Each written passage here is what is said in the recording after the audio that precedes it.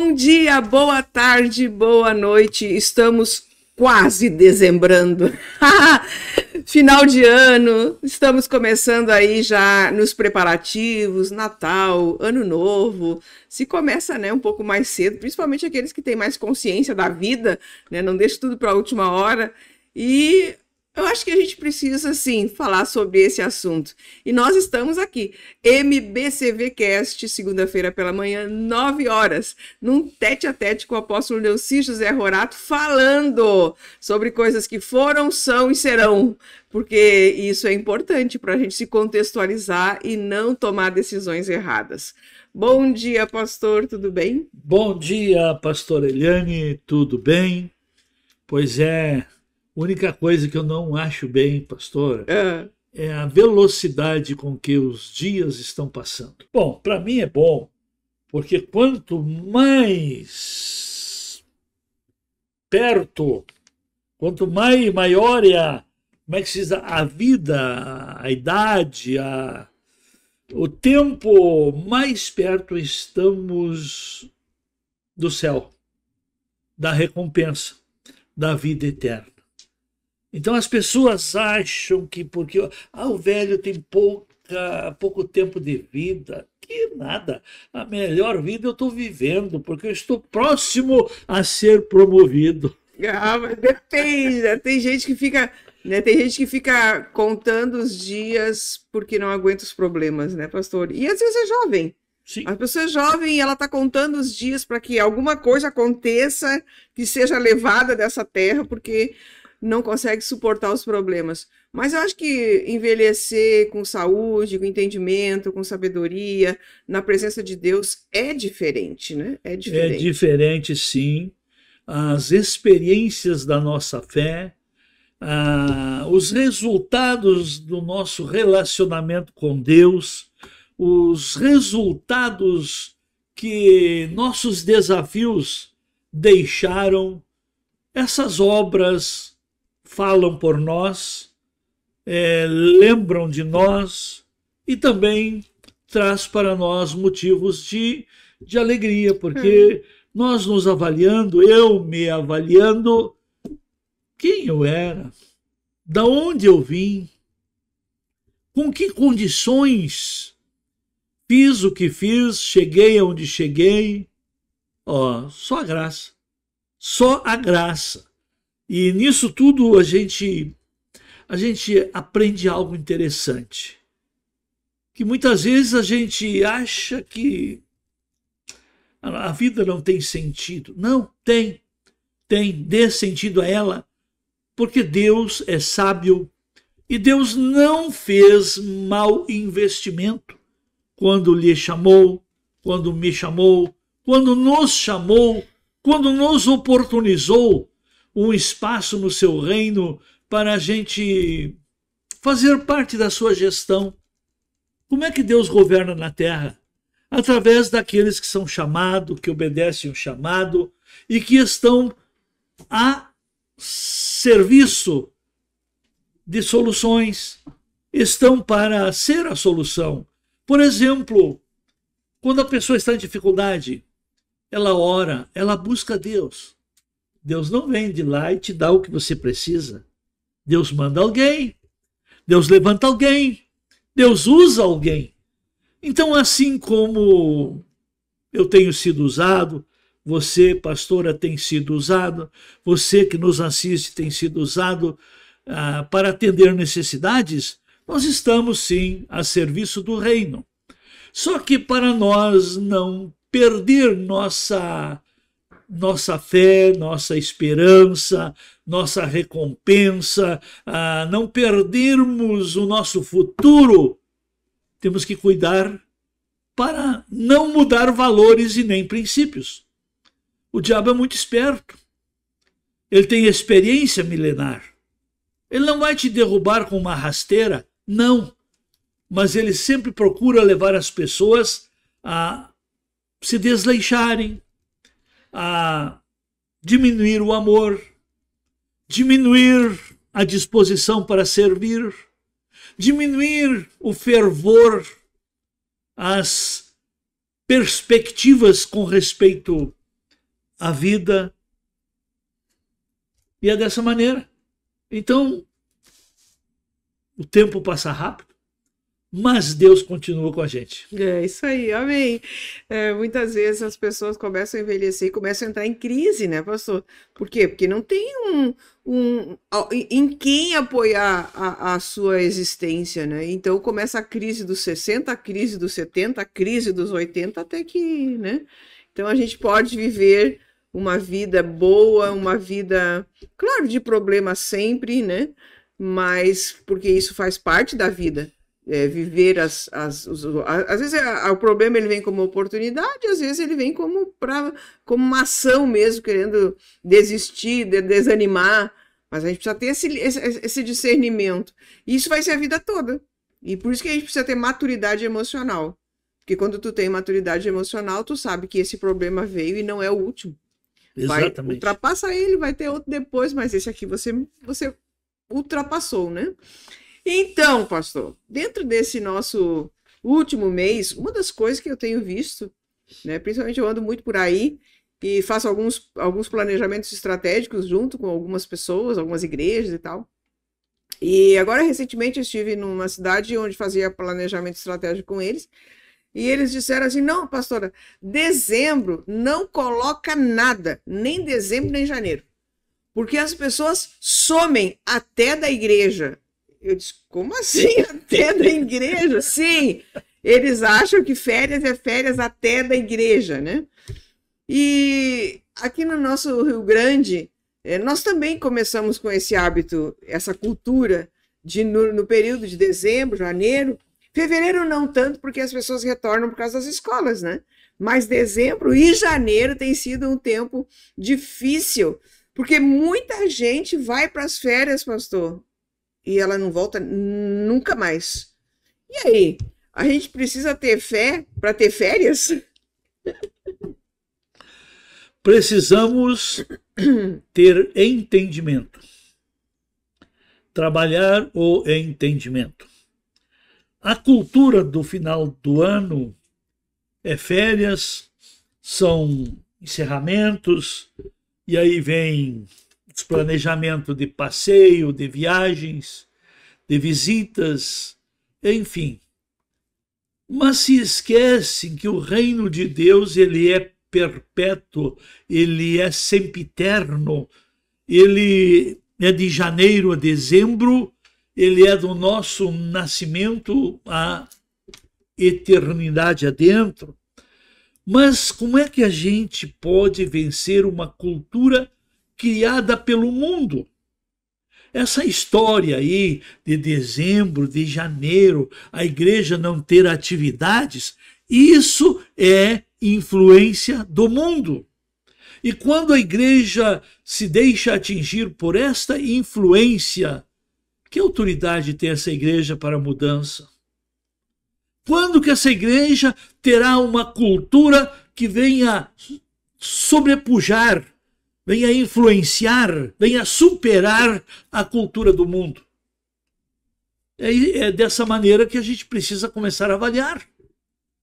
Se não mudarmos e fazer prevalecer o reino de Deus, a cultura do reino de Deus, de as coisas de Deus, assim como nós necessitamos do pão nosso de cada dia, precisamos do Deus nosso, do Senhor nosso cada dia. E nós nos alimentamos de Deus através da palavra, através da comunhão, através dos relacionamentos na família da fé. E justamente as pessoas que não querem nada com a igreja no dezembro e no janeiro, os relacionamentos não são com o povo de Deus. E aí? Nós somos muito criticados, né, pastor, como igreja, porque a gente não para nunca. Não tem, né? Nós temos... Os cultos são os cultos normais. Eventualmente, nós temos algum tipo de flexibilidade na noite do Natal, né? Que a gente já tem um programa específico, né? De quando o Natal cai num dia de culto, nós vamos ter culto normal. Quando ele não cai no dia de culto, então as pessoas são liberadas para estar com as suas famílias na noite de Natal. Mas o que eu quero colocar é isso, essa crítica por nós permanecermos ali com um programa definido. Isso aconteceu desde quando nós tivemos, né, a pandemia, embora que com todos os cuidados que eram estabelecidos, nós permanecemos fazendo culto, permanecemos com as nossas atividades. Claro, cancelamos algumas coisas públicas, mas o culto, ele permaneceu inabalável.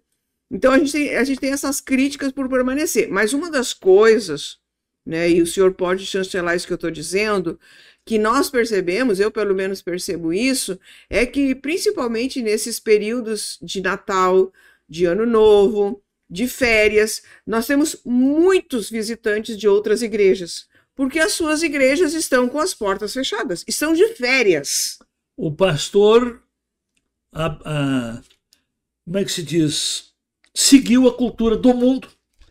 O povo não vem. Então até o pastor sai de férias, mas nós aqui nunca deixamos de atender, não fechamos a igreja nem na pandemia e nem em períodos de férias. Uma certa ocasião, eu recebi a visita de um pastor de um outro estado que me criticou que eu não tirava férias. E eu não tiro, porque eu vou tirar todas elas junto. Se preciso viajar, viajo. Se preciso descansar, descanso. Mas escolher 30 dias e... Sumir? Não. Nesses 30 dias, tudo continua andando e o meu compromisso continua ligado a Deus. Então, eu descanso quando é necessário, viajo quando é necessário, mas aí, como ele todos os anos fazia uma turnê, passeando, visitando parentes, e deixava a igreja lá. E ele, conversando comigo, disse: olha, eu não tiro férias, porque o diabo não tira férias. Eu tenho que cuidar da igreja. E justamente nesse período, os responsáveis, os chamados que assumem responsabilidades, precisam ter, sim, um cuidado maior com a igreja, porque no final do ano aumenta o nível de carnalidade, aumenta o nível de desleixo espiritual, aumenta o nível de pecaminosidade, porque as pessoas, ao encerrar o ano, querem fazer uma festa, e nessa festa gastam o que não tem, fazem o que não podem e se envolvem com o que não devem. E depois vem a conta para ser paga.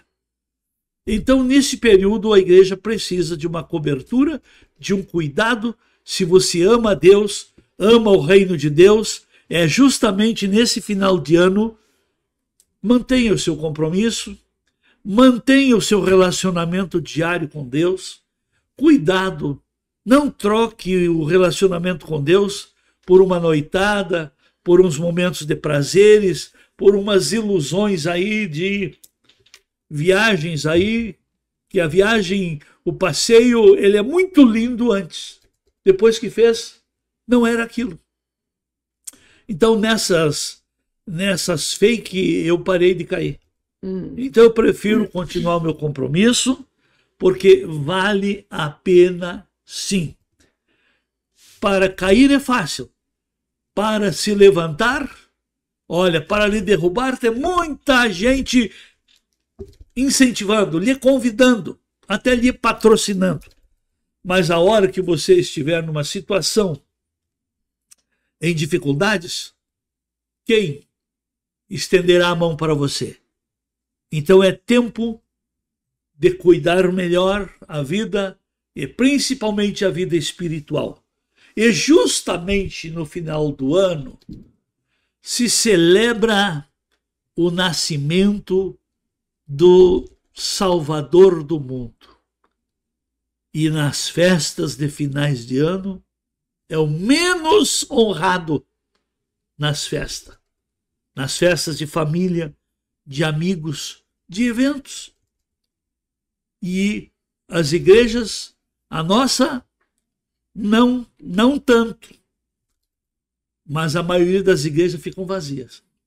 A nossa perde um pouco, porque muitos viajam, tiram férias, férias escolares, férias de empresa, mas o sistema religioso, em vez de influenciar, está sendo influenciado. Eu, ouvindo o senhor, estava lembrando, né, que uma das coisas que sempre a gente fala aqui na igreja é que o reino de Deus, ele tem cultura própria. Tem. Né? Ele tem cultura própria. E o fato de que você, como... Eu nem sei por que a gente está falando nisso, mas direcionando muito, assim, muitas vezes ao pastorado, né? O pastor que é líder da igreja, se ele não estabelecer uma cultura própria... mas o pessoal não vem. Isso não importa. Foi o que eu disse para a situação que eu fui colocada agora. Eu disse, não importa se o povo não vem. Ele não vem porque a porta está fechada. E isso torna-se um círculo vicioso. Né? O povo não vem porque a igreja está fechada. A igreja está fechada porque o povo não vem. Né? Então, não. Estabelecer a cultura do reino de Deus, para que a igreja também possa modificar a sua cultura.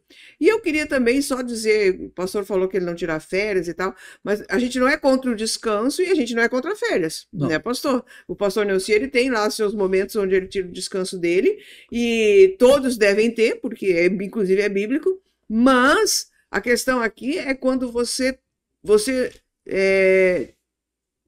troca, né? Você faz a troca. Quando você deveria estar cumprindo o compromisso, você vai fazer o seu lazer, né? E a minha mãe sempre ensinou para mim, e isso aí foi ouvir a minha vida toda: o trabalho vem antes do lazer.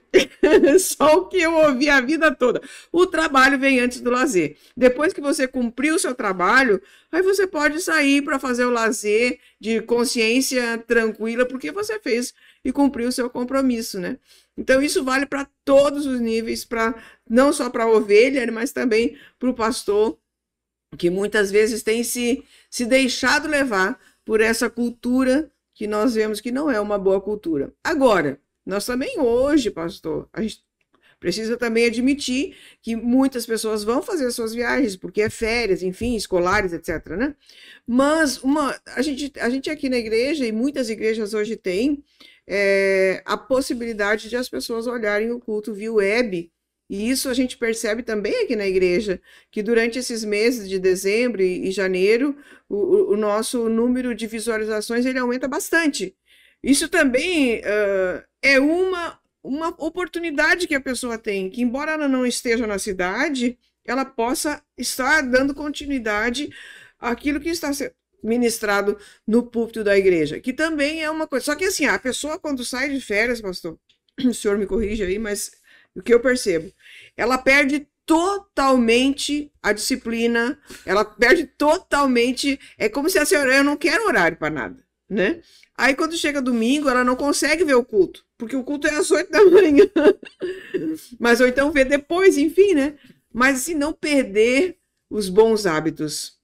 E esse que o senhor falou, né? O hábito de todos os dias, mesmo estando de férias, ter um expediente com o Senhor. Isso é independente, né, pastor? Se tu tá de férias, se tu tá viajando, se tu tem o hábito de buscar o Senhor, tu vai ter. O teu organismo, teu espírito vai clamar que você pare e leia a Bíblia pelo menos uma vez. Agora, quando tu não tem o hábito, é muito fácil perder. Inclusive, nesses períodos de férias, se destrói bons hábitos. Pois é. E depois de quebrar os hábitos, de destruir, como é difícil retomar. Eu estava falando daquele pastor que até me criticava que eu não tirava férias. E ele tirou as férias dele, passou por aqui. 3 meses depois, ele ligou para mim, lá do estado onde ele mora: pastor, eu voltei das férias. E a igreja ainda não. Não voltou. Então, aquele líder que sai de férias, que abandona o rebanho, olha, ele precisa trabalhar muito mais durante o ano para recuperar. Então, para quê? Para que eu vou acumular serviço para mim? Abandonar o meu compromisso, deixar o povo se perder, para depois ir atrás de um a um para tentar recuperar? Cuide melhor, viva com sabedoria um dia de cada vez, Nunca te desconecte do reino de Deus e não deixe sequer um dia sem estar se alimentando da palavra. É um bom hábito, mas a palavra fortalece o espírito. O espírito dá a quem alimenta o seu espírito inteligência emocional, domínio próprio, uma mente firme, firmeza de propósito, enfim, se torna uma pessoa perseverante, consistente, pessoa que não desiste de desafio nenhum. O apóstolo Tiago, o irmão de Jesus, ele diz assim lá no capítulo 1, versículo 8: homem de coração dobre se torna inconstante em todos os seus caminhos. O que deixa a pessoa com o coração dobre? É a falta de firmeza de propósito, firmeza de fé, firmeza de compromisso. Aí chega um momento que um dia quer, outro dia está desanimado, um dia está em alta, outro dia está em baixa, e chega um momento que a pessoa vai aumentando esse desleixo e essa inconstância e esse estado de indeterminação. E aí começa.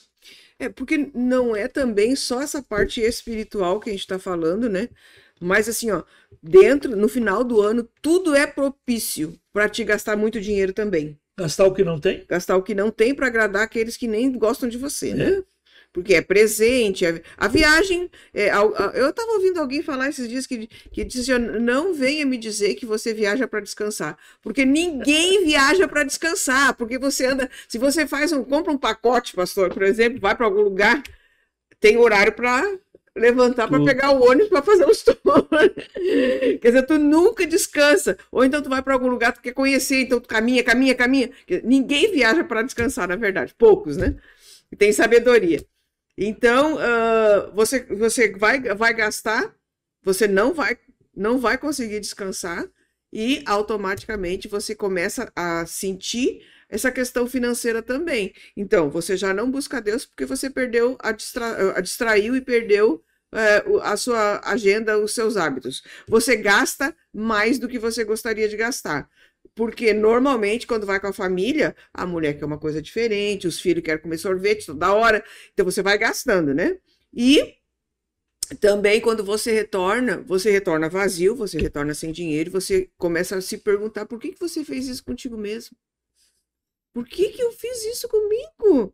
Né? Então, é uma coisa bem importante da gente avaliar sobre isso. E eu digo, eu sou muito planejada. Eu sou uma pessoa que eu gosto de colocar no papel as coisas, né? Então, quanto eu posso gastar nessa situação? E eu vou ficar naquilo ali. Eu não vou à frente, pastor.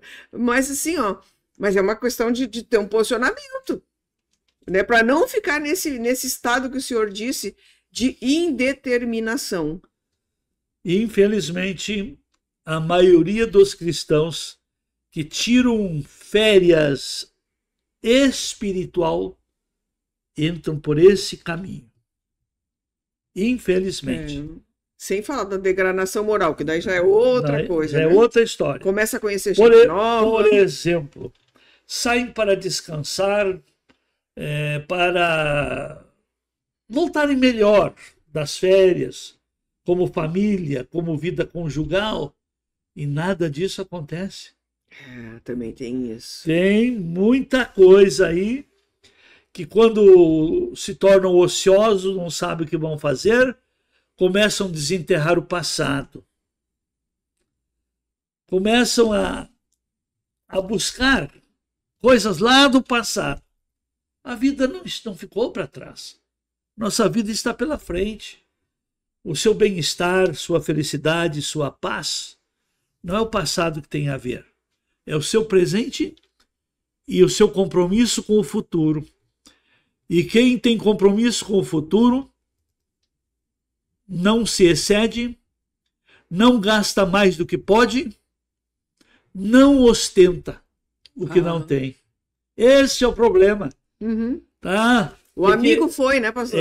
Não, todo mundo compra presente. Uhum. E agora, o que vão pensar se eu não comprar? Uhum. Eu acho que as redes sociais hoje, de verdade, as redes sociais são os maiores incentivadores para as pessoas gastarem o que não podem, porque elas começam a olhar o vizinho. Você já viu que as pessoas se comparam muito com o vizinho? Compete. Compete com o vizinho, né? Porque o vizinho foi... Porque a mulher chega para o marido e diz, tu sabia que o vizinho, ele foi fazer férias na Europa? Começa pela coisa mais simples, pastora. Você não está vendo que o vizinho está pintando a casa? Ah, sim, também. Mas isso também é um mistério, porque quando tu começa a fazer uma obra na tua casa, tu começa a olhar, há uma replicação na rua, né? O vizinho trocou o carro. Tá? E aí? Estão mais preocupados com o que os outros estão fazendo ou adquirindo do que ter uma gestão com os pés no chão. Uhum. Então eu sou muito prático. Viva um dia de cada vez, não ostente, mas que você saiba ter sempre sustentabilidade, nunca vá além para um dia não ficar aquém. Porque quem vai além, um dia vai ficar aquém, porque aquela conta do além vai lhe puxar para trás. Eu vou dizer o que a minha mãe sempre dizia, tu não é todo mundo, né? Tu não é todo mundo, então seja você, seja a sua família, caminhe com os passos que você pode contar eles e sem culpa. Se você não pode ir lá na beira da praia, em Santa Catarina, que hoje todo mundo quer ir para lá, graças a Deus que nós temos, né?